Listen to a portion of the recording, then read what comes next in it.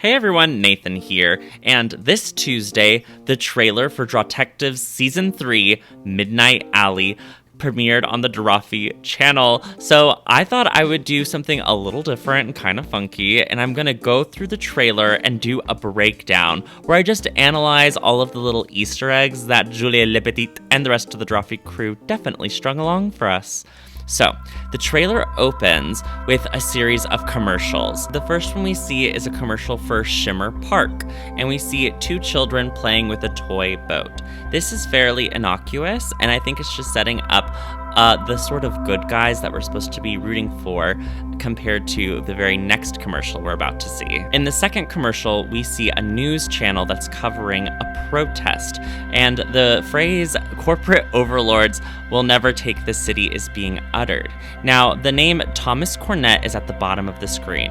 I don't know if this refers to the name of the protester, which is probably the tiefling with horns. Like, is that Thomas and he's leading this band of activists? Or Thomas Cornett could be the name of the corporate overlord, and the, news person is covering this story of Thomas and his greed and his corporate life taking over the city. And now I believe this is going to be either like the main plot of season 3, or it's just going to be like a subplot simmering underneath the surface. But yeah, there's definitely a big corporate greed versus little parks and recreation department going on. Commercial 3 is Knitting with Janice, and she says it takes all kinds of threads to make a beautiful, colorful tableau.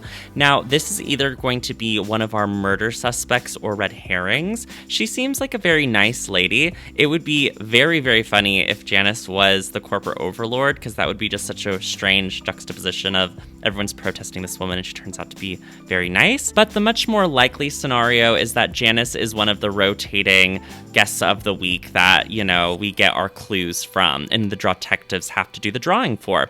I will say, we are about to see a pattern of animals coming about, like rats, if you've already watched the trailer one time through, is a very big theme, and Janice does appear to have a cat.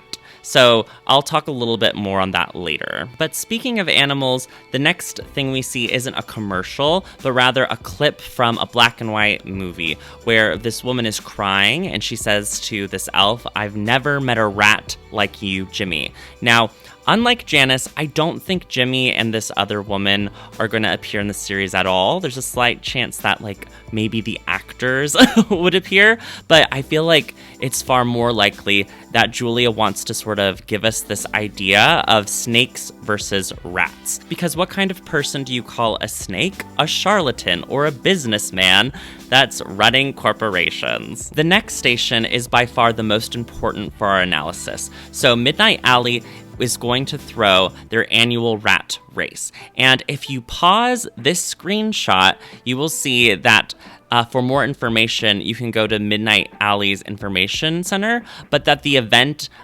inside Spire City is hosted by the Parks Department. Now, I feel like this is very important because the very first commercial was talking about the park, which probably is running out of money, and maybe the rat race is a charity event in order to fund the park department that is being pushed out by the corporate greedy landlords. That seems to be most likely what is happening. And of course, this is going to be a literal rat race where people either bet on the rats themselves, or maybe there's tickets for you to attend, which is how the fundraiser works. But, rat race is also just a slogan for a way of life that is about fierce competition and grind set culture.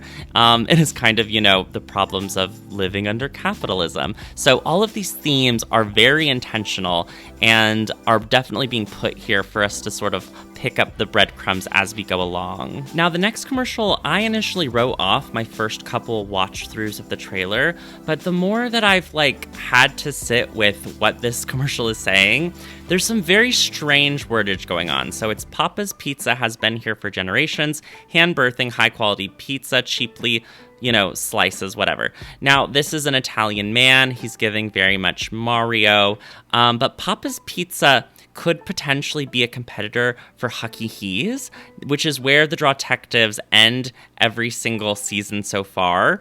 I don't know if Julie is going to go that direction all the way. It could be that this is just another small business that's being priced out by the corporate overlords. Like perhaps Papa's Pizza is going to lose his livelihood. But hand birthing high quality pizza is really strange. Like, to birth a pizza, you cook a pizza. So I don't know if like there's supposed to be this unsettling language on purpose. Like perhaps the person who wrote the commercial is a bad writer and that's going to come up as a clue. Or if it's just like world building, because, you know, the world of Drawtectives is a little strange in its quirkiness. So I don't know if this is just a world building detail or if it's like a hint and it's supposed to be unsettling. I don't know. I'm kind of going back and forth on it, if you ask me. And then we transition to just a very short laugh track from a sitcom that wants us to focus on the rats. They are important. And we see private investigator Jancy True answering a phone call where there has apparently been a murder, which is going to kick off the season. Now, I have a couple theories at what the murder might be. It's either going to be the head of the protesters, it's going to be the business corporate overlord, it's going to be the head of the parks department, or it might literally be a rat, which would be very funny. And perhaps a snake literally did do it, and the point of the season is to figure out who owns the snake. Yeah, I don't know if that's too comical, but those are probably the most likely candidates for people we can expect to be murdered. The next part of the trailer is really fun because we get a little bit of the logo, and we get to see the silhouettes of the new designs for York, Grendon, and Rosé, respectively. I think this is positively ingenious advertising, because that's the biggest thing we all want to know so that our fan art can be good. And so I took it upon myself to treat this as like a mini silhouette drawing challenge where I'm just going to speculate on what the silhouettes might be of, you know what I mean? But I'm going to save that until we have seen the entire commercial. I absolutely adore this city and the location of Midnight Alley.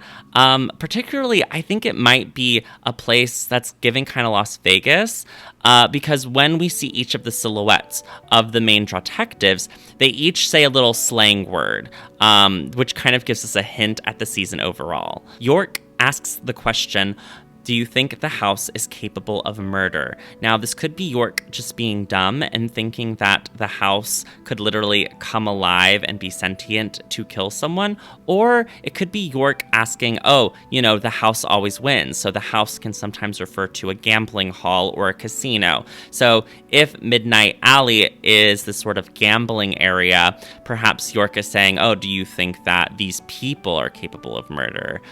Which gives us a little hint at what this place might be like. Grandma adds murder Santa to suspects, so get ready for there to be something to do with chimneys. Like, this is letting me think that perhaps the only entrance into a room would be a chimney, and that's why Santa Claus, but perhaps like a snake or another animal could go through the chimney as well because they're smaller. And then Rosé says, she calls someone daddy, so there's obviously going to be some hot men that Julia draws. The last part of the trailer is the stinger where a rat looks at us, and then behind the rat, we see a pair of snake eyes. So this is just reinforcing all of those themes that we talked about.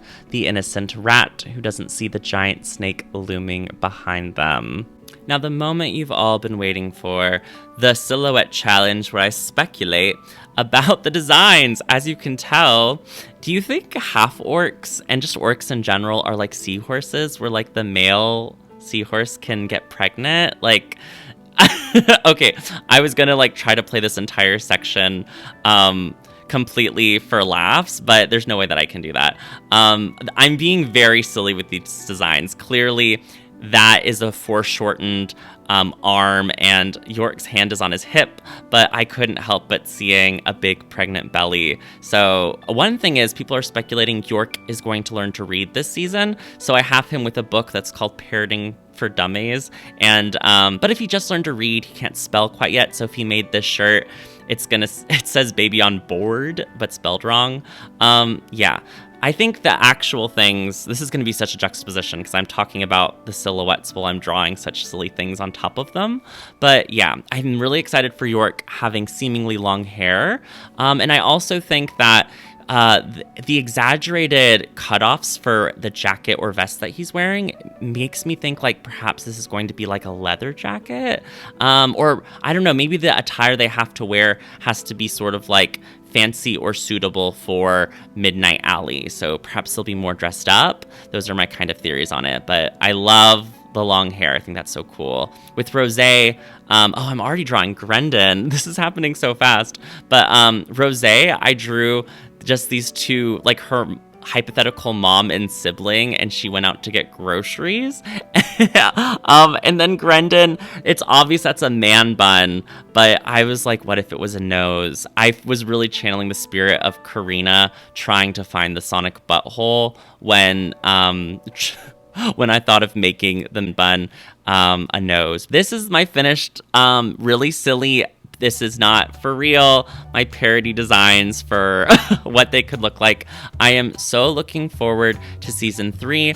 What do you all think of my theories and this whole snake versus rat scenario that I am hypothesizing about? Let me know in the comments down below what your theories are, or if there's anything that I missed that you can just let me know your speculations on. With all that being said, my name is Nathan. Thank you so much for listening to me talk about Drawtectives. If you want to support the channel, like, subscribe, and if you really want to help out, check me out on Patreon, link down below, where for just $4 a month, you can have your names in the end credits. And speaking of end credits, here they are now. Special thanks to Anna Sophia Boyd, Axelius the Great, Beck, Bodie, Blue Uwu, Kay Clark, Christopher, Dabadudu, Dax Quinn, Aaron Martin, Emma Wee, Gay Jarris, Jay Johar, JD Boy 2000, Johan, Kitsune Chibiko, Lucky Paradox, Melon, Mild Mothman, Mistake, Native Runner, Orion Amastasia, Pinecone, Potion Cellar Door, Rin, Scorching Ray, Sir Camelot, Smalls the Sax Jammer, Shenanigans, Tad the Turtle, Tarthalinor, The Real Michael, Thumper Daytime, Thony, Tortilla Chips, Tuesdays Anyways, Tundra Katie Bean, and Tuppence Pies. Thank you so much for watching. My name is Nathan, and I'll upload a new video real soon. Bye!